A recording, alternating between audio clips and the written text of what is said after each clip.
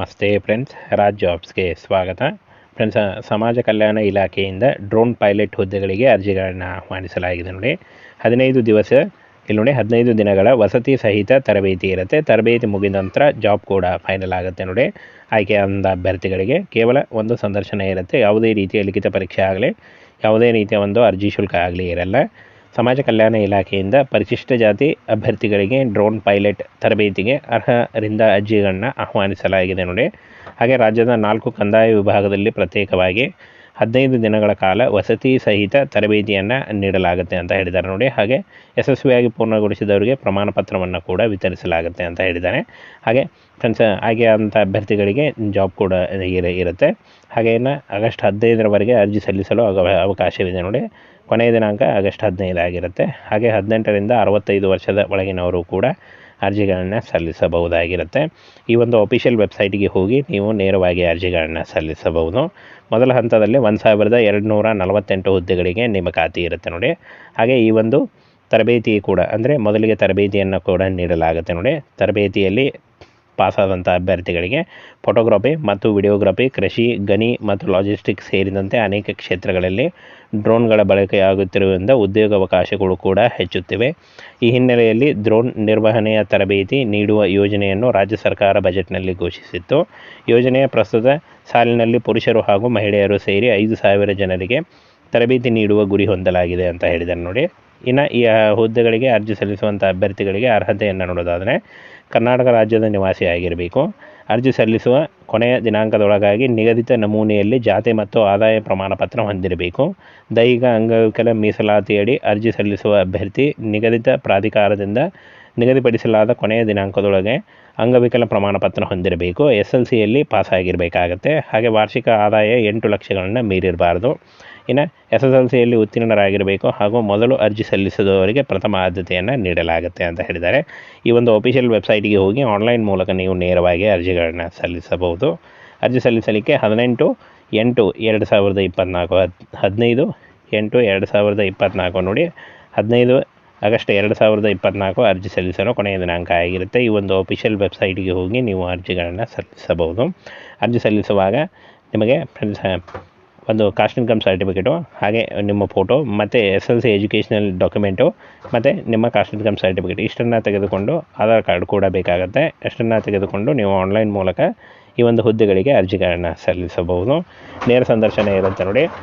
ತರಬೇತಿಯಲ್ಲಿ ಪಾಸಾದಂಥ ಅಭ್ಯರ್ಥಿಗಳಿಗೆ ಜಾಬ್ ಕೂಡ ನೀಡಲಾಗುತ್ತೆ ನೋಡಿ.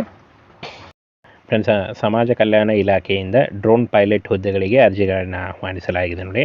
15 ದಿವಸ ಇಲ್ಲಿ ನೋಡಿ 15 ದಿನಗಳ ವಸತಿ ಸಹಿತ ತರಬೇತಿ ಇರುತ್ತೆ. ತರಬೇತಿ ಮುಗಿದ ನಂತರ ಜಾಬ್ ಕೂಡ ಫೈನಲ್ ಆಗುತ್ತೆ ನೋಡಿ.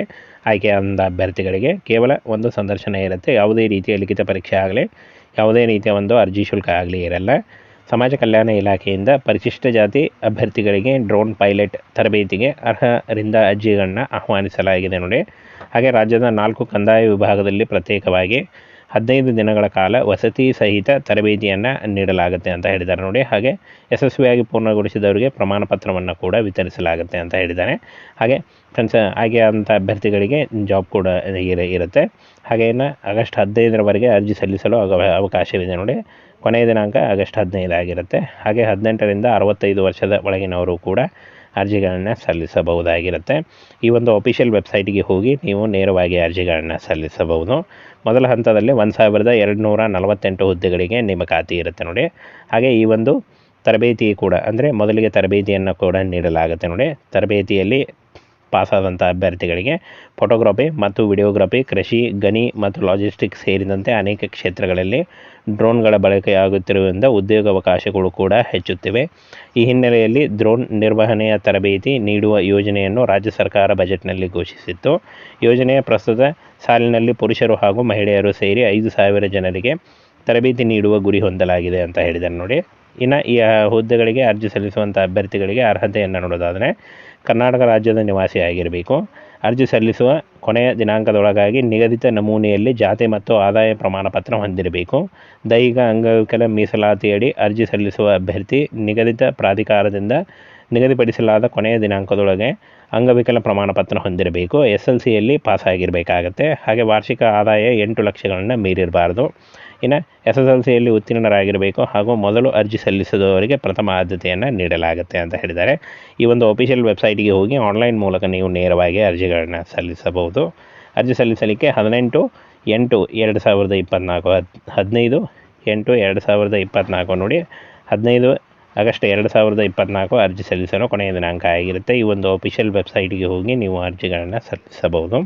ಅರ್ಜಿ ಸಲ್ಲಿಸುವಾಗ ನಿಮಗೆ ಒಂದು ಕಾಸ್ಟ್ ಇನ್ಕಮ್ ಸರ್ಟಿಫಿಕೇಟು, ಹಾಗೆ ನಿಮ್ಮ ಫೋಟೋ ಮತ್ತು SSLC ಎಜುಕೇಷನಲ್ ಡಾಕ್ಯುಮೆಂಟು ಮತ್ತು ನಿಮ್ಮ ಕಾಸ್ಟ್ ಇನ್ಕಮ್ ಸರ್ಟಿಫಿಕೇಟ್ ಇಷ್ಟನ್ನು ತೆಗೆದುಕೊಂಡು ಆಧಾರ್ ಕಾರ್ಡ್ ಕೂಡ ಬೇಕಾಗುತ್ತೆ. ಅಷ್ಟನ್ನು ತೆಗೆದುಕೊಂಡು ನೀವು ಆನ್ಲೈನ್ ಮೂಲಕ ಈ ಒಂದು ಹುದ್ದೆಗಳಿಗೆ ಅರ್ಜಿಗಳನ್ನು ಸಲ್ಲಿಸಬಹುದು.